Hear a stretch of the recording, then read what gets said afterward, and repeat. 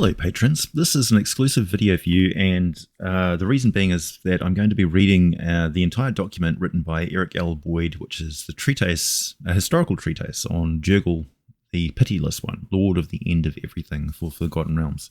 Now this reveals a lot of information about the rise and fall of the Empire of Netheril and Karsus's folly, and casts it in a whole new light, and also reveals a lot of information about the Spellweaver race and the nature of the D&D multiverse. So let's get started. Lord of the End of Everything. Spellweavers are a race of enigmatic spellcasters whose empire once spanned the multiverse. During the time of nodes, all Weaver colonies, called nodes, consisted of huge five-sided pyramids of stone and steel connected through a complex matrix of magical portals. Each node consisted of a main pyramid more than 500 feet tall, atop which perched a great crystal lamp capable of illuminating the surrounding landscape with a pulsing azure light. Within each node was a breeding chamber which contained the magic cylinders necessary for spellweavers to reproduce.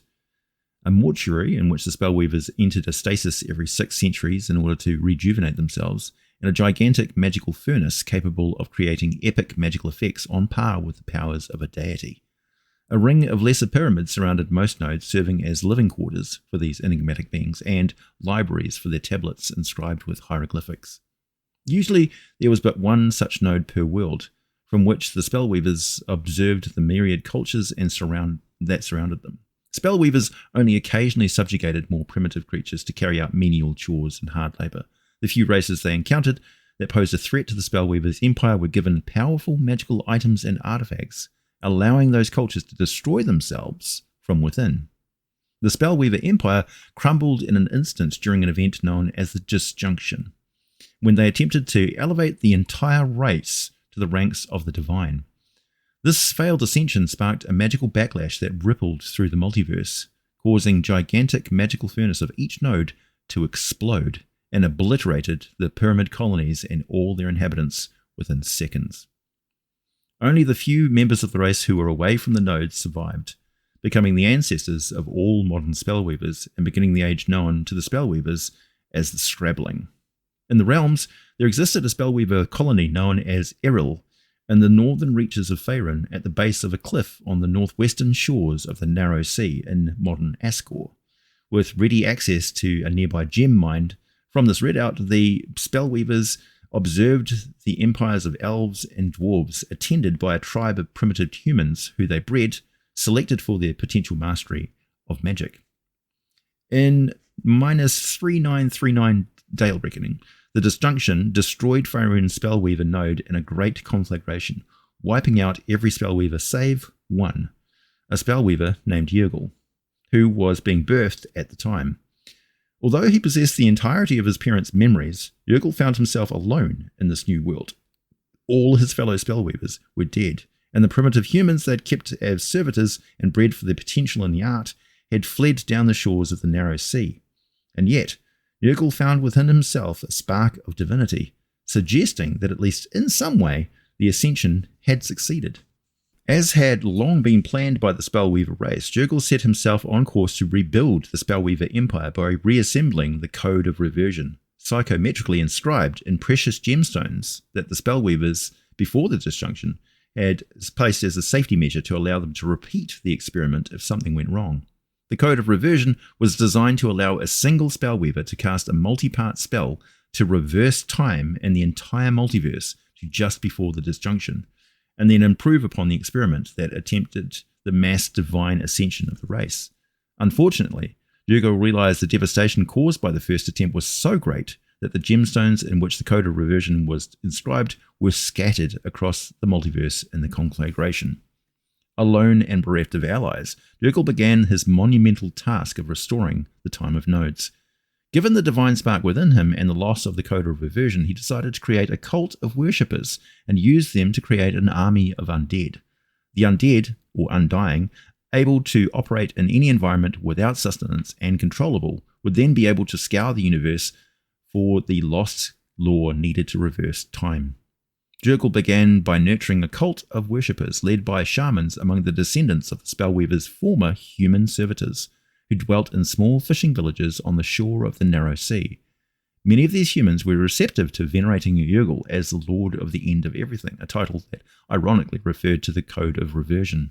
Given their long cultural heritage of serving Spellweaver masters, as the cult's worshipped nurtured Jergal's divine spark, shamans of Jergal rose in power to each village thanks to their power over life and death and their mastery of necromancy. Jergal then began inciting, through telepathic whispers, the orc tribes of the region to attack his followers. As he had planned, the human villagers came together in mutual defense in -3859 DR against the orcs of the Horde Unending to form the Alliance of Seventon under the leadership of the Shaman King, Nether the Elder. As he grew in power, the Shaman King renamed the fledgling kingdom Netheril, which meant Nether's land.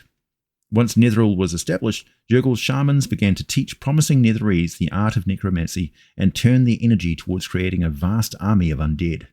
However, the machinations of the Lord of the End of Everything did not go unnoticed, and the history of Netheril began to evolve beyond Jergal's control due to the influence of outside powers, the fair folk of Erlan and the Lich King of Elrim. The emergence of a human culture skilled in the art of magic and focused on necromantic arts just beyond the borders of Erlan became a growing concern for Durnal, Corrin, Skyflower, and the Jergal Khan. On the Durnal's orders, Durnal, by the way, is an elven leader, Erlani diviners began to discreetly observe the Netherese in -3845 DR, and by -3830 DR, after extensive debate amongst the Jergal Khan, Corrin decided the best course of action to counter the cult of Jergal was to provide the Netherese with an alternative approach to the study of magic. So he directed the wizards of Glaurachendar to begin monitoring promising Netherese students in the art. With new avenues to the study of magic now open to the Netherese, the cult of Jergal began to recede in influence, with necromancy reduced to being one of the 9 strands of a larger spellcasting tradition. After decades of growing interference in his plans by the Fairfolk, the incipient god of the dead turned his attention to eliminating the Fairfolk as a threat to his machinations.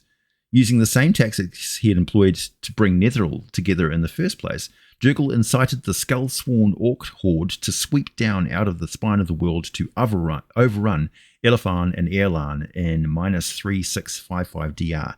However, this manipulation backfired after the Fairfolk worked in conjunction with the humans of Netheril to turn back the threat, further cementing their alliance. Frustrated, Jergal turned to the traditional tactics of his race and attempted to lure the Erlani elves into destruction by tempting them with powerful new magic. In -3654 DR, after bypassing the wards of Arakor, which is a massive big treant that guarded the mist-shrouded halls of Baeteth, Jergal stole the golden skins of the World Serpent, or the modern known as the Nether Scrolls, and hid them amidst the ruins of Arevandar, specifically the 4th Gladraketh Armory, after creating a weakness in the wards cloaking the 4th Gladraketh Armory through the border ethereal. Jergal's intent was to sow the seeds of Erlan's destruction by deceiving those who sought to reclaim the ancient magics of the Vaishantar Empire into discovering those legendary artifacts and the secrets they held within them, leaving him free to manipulate the Netherese as he pleased. However, this too caused more problems for the Lord of the End of Everything than planned. Jergal's theft did not go unnoticed by Isanathas, the Saruk Lich King, taking his turn on the throne of Istosisfil within the crypt of Arim, who was alerted by ancient warding magics that he had laid millennia before within the Hall of Mist. You'll have to forgive my pronunciation of ancient Saruk.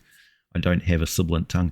After observing the manipulations of the Netherese by both Jergal and the Elves of Erlan, as well as the potential held by the Netherese for mastery of the art, Isanathas decided to manipulate the humans to his own purposes, distinct from that of Jergal or the Fairfolk. In the guise of a human archwizard named Arthindol, Isanathas revealed himself to the Netherese and began instructing them in a new spellcasting tradition. The Netherese called Arthindol the Terraseer for his power to see events all over the world. Through his tutelage, the Saruk Lich King sought to differentiate Netherese study of magic from that of the Fairfolk, in hopes of learning new things from a different magical tradition that might be shaped later into weapons against the Faerun. Meanwhile, Jergal began to whisper to the elven wizards of Glaurachendar tempting them with hints of powerful magic lost within the fall of Arivandar.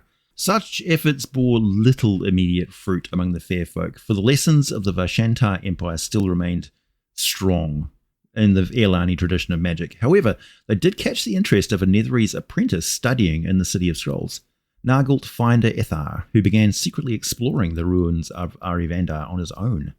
Nargalt's efforts in turn attracted the interests of Esarnathas, who, in the guise of the mysterious Tirasir, gave him a serpent-skin tome to aid in his explorations.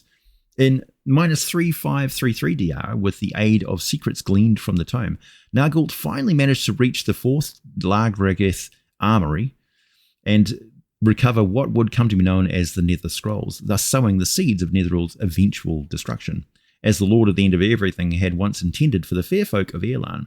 With his original plan to recover the Code of Reversion in ruins, Jergal turned away from direct manipulation of the Netherese and embraced his divinity as Lord of the Dead, while allowing the Tirasir to manipulate the evolution of the art of the Netherese, largely unchallenged by the Lord of the End of Everything.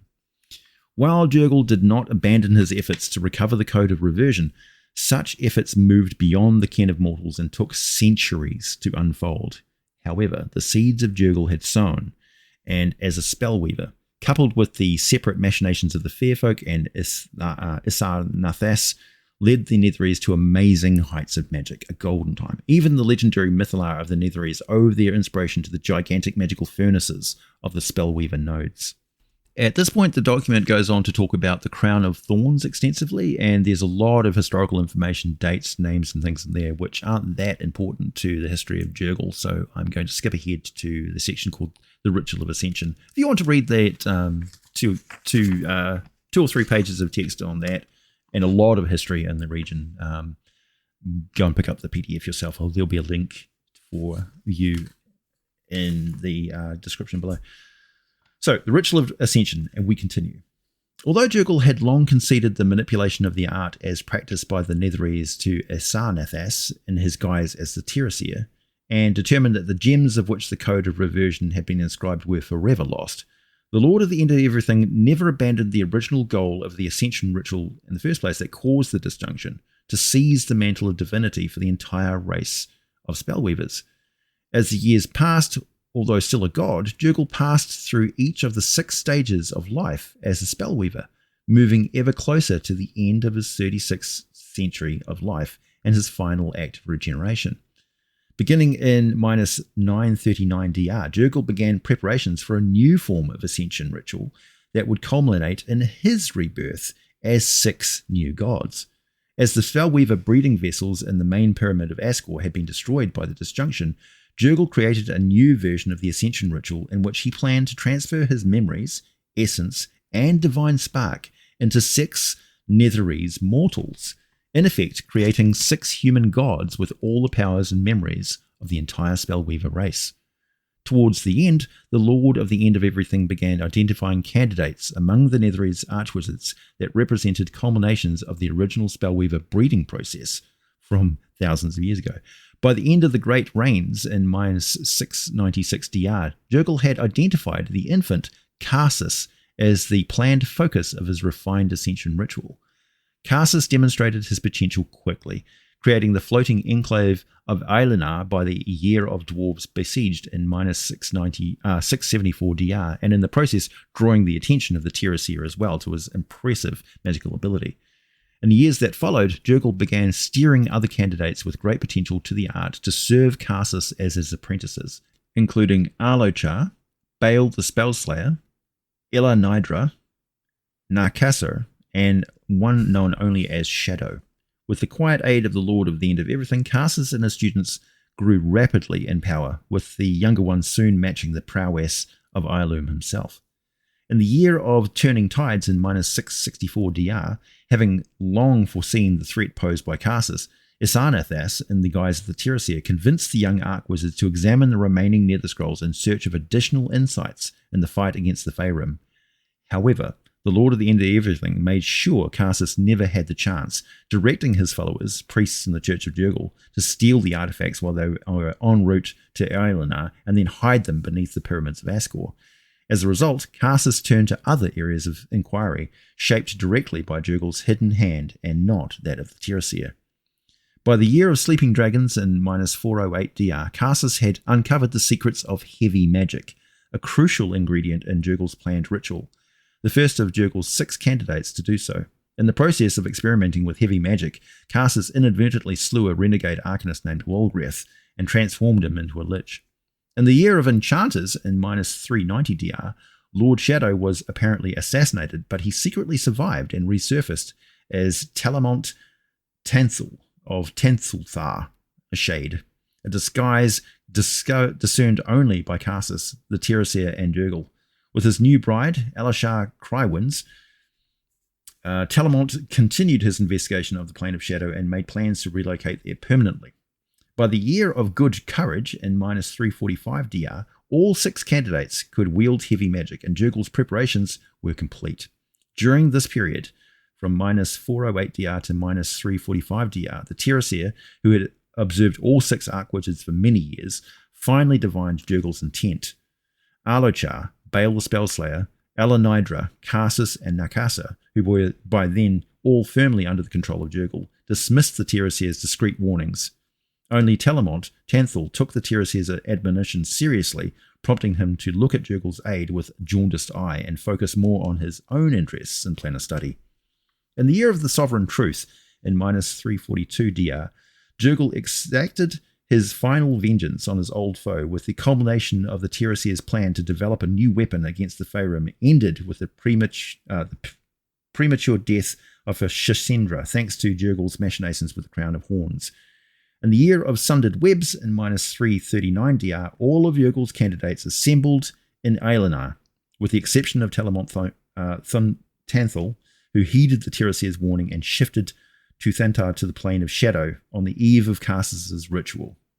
Desperate to find a replacement, the Lord of the End of Everything cast about for the 6th candidate, settling on Mistra of the 7 Stars, an untrained Netherese peasant girl with great natural talent in the art, unbeknownst to Jergal, secretly a chosen of Mistral, the goddess of magic. With 6 candidates finally assembled, Cassus cast his final spell in the misguided belief that he could steal Mistral's divinity and become God.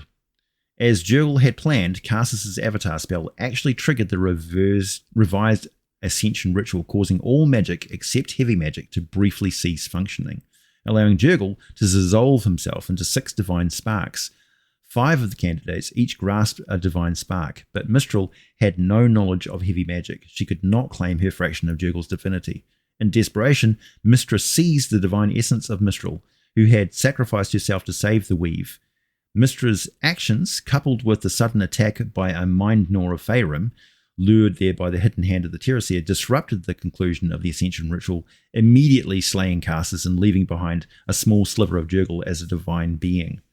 After 6 centuries of divinity, the Lord at the End of Everything had ensured his final legacy, who came to be known as the 7 Lost Gods: Cassus, Alochar, Baal the Spellslayer, Mistra, Nakasa, Elanidra, and Jergal himself, much reduced in power. In the wake of Netheril's fall, the remnants of Jergal's divinity fragmented into rival sects, and his portfolios were claimed by the Dark Three. And there you have it. So we see that the role of these immortal beings working in the background, a Saruk Tiresias, the spell weaver trying to become immortal and a true god, or a pantheon of gods in and of himself, the manipulation of the humans from the very onset, from the very early beginnings. They were crafted and manipulated by the spell weavers as a servitor race to become masters of the art of magic. And there you have it, a reshaping of the early history of Faerûn and the entire course of the Netherese Empire and the reason for its fall.